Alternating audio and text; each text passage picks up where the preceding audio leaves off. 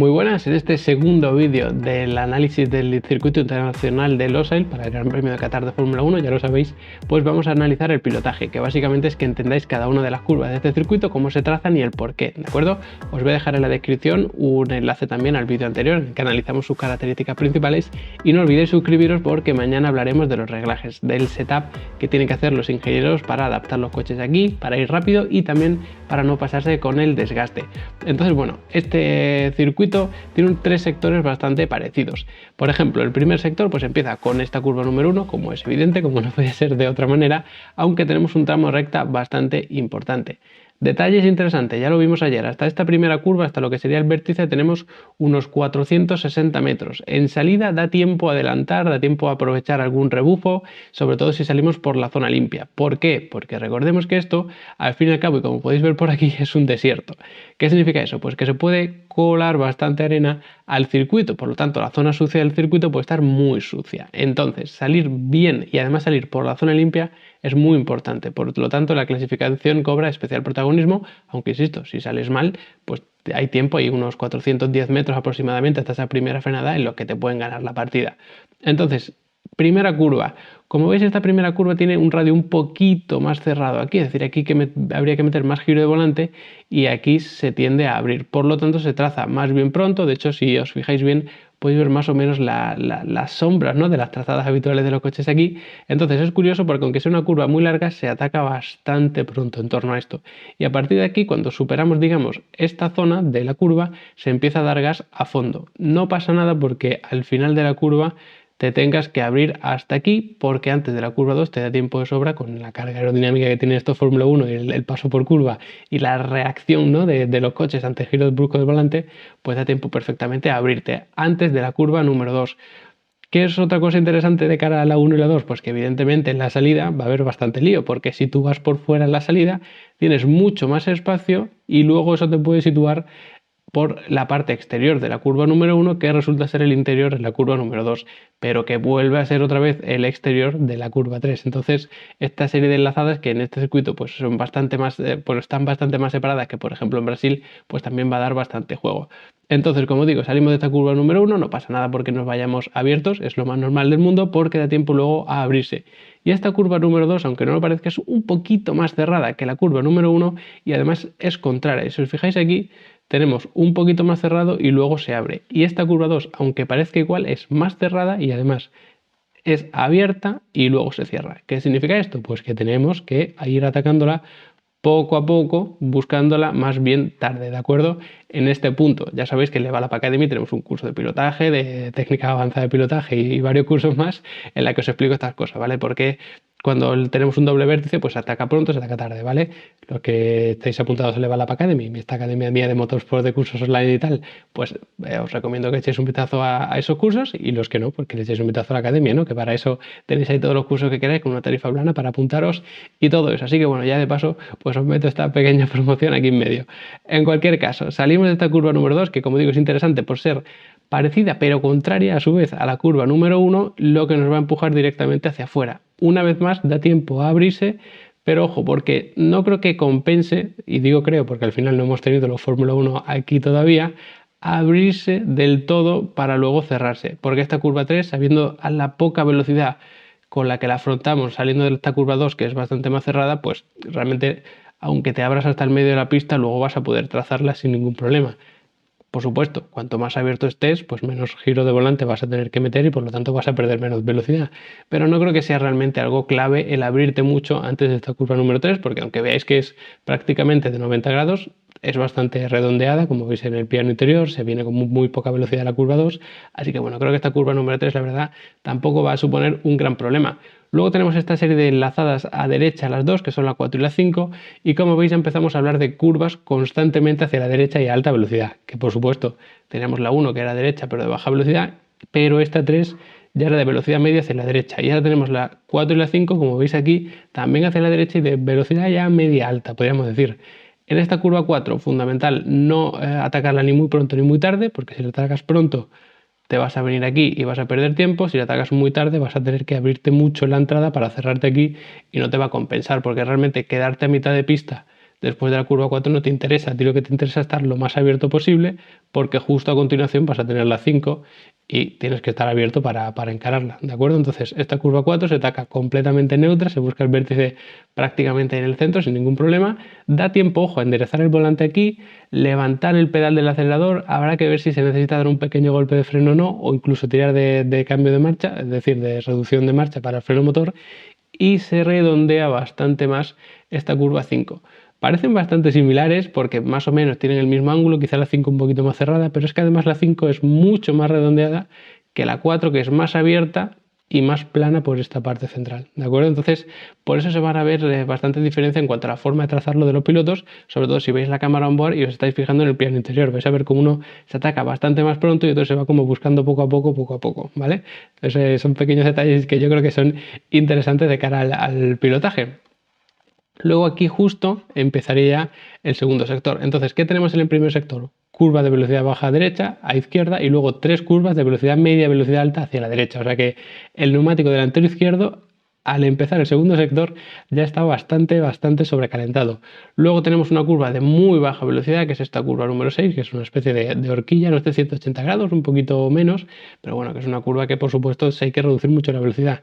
¿Y cuál es el problema de esta curva? Que tú vienes, digamos que con la adrenalina a tope, ¿no? De la curva 4 y de la curva 5, que se hacen con muchísima velocidad, sales de esta 5, te abres aquí y rápidamente vienes aquí y justo por aquí ya tienes que estar frenando porque esta curva 6 es de muy baja velocidad y la 5 la has podido hacer muy rápido. Entonces aquí intentas frenar en línea recta, por supuesto, no hace falta frenar en giro porque aquí da tiempo a frenar en línea recta, redondeas mucho la curva y te abres aquí, ¿vale? No es tan cuadriculado el final como lo he pintado porque ya sabéis que no tengo muy buen pulso precisamente, pero bueno, es importante abrirse aquí.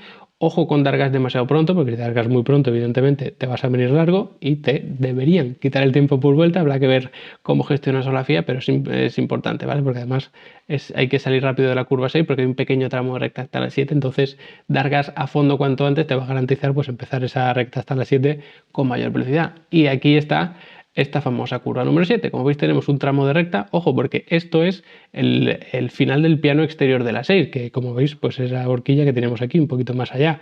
Entonces el tramo realmente es muy pequeño, como veis apenas hay 100 metros entre que termina un piano y empieza otro, pero ojo porque da tiempo a alcanzar una velocidad importante. Y ahora tenemos esta curva 7 que recuerda un poco a la curva número 2, pero en este caso es hacia la derecha, que la curva 2 era hacia la izquierda.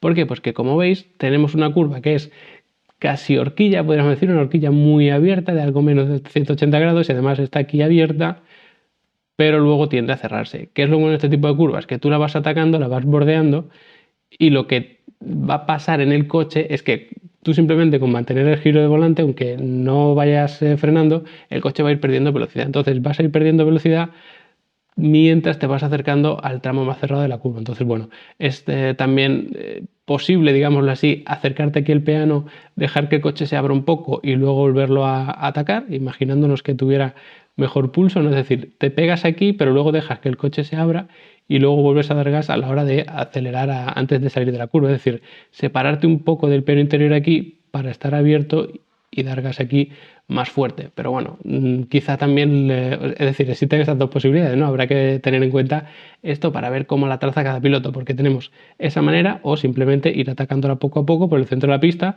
hasta este punto y aquí sí que te pegas el piano interior, incluso te subes un poquito en él para salir rápido de aquí. Luego está 8, pues sin mayor importancia, realmente se hace a fondo. Luego esta curva 9 parece que tampoco tiene mayor importancia, pero otra vez es meterle carga y estrés al neumático delantero izquierdo, porque esta curva evidentemente es a derecha, entonces sí que se hace a fondo, para los pilotos no hay ningún problema, pero para el neumático sí, porque vas a seguir sobrecalentando todavía más ese neumático. Y luego tendríamos una serie de curvas que yo creo que son bastante importantes o bastante interesantes.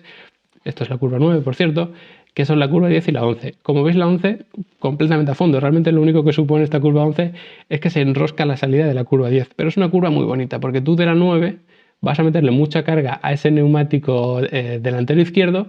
Puedes levantar un poco, si quieres, para atacar la tarde y empezar aquí abierto, de cara a la 10, o puedes atacarla pronto, atacarla neutro, venirte aquí y luego frenar en esta dirección o frenar aquí en línea recta pero luego tener que girar, es decir, frenar en apoyo, frenar con giro de volante.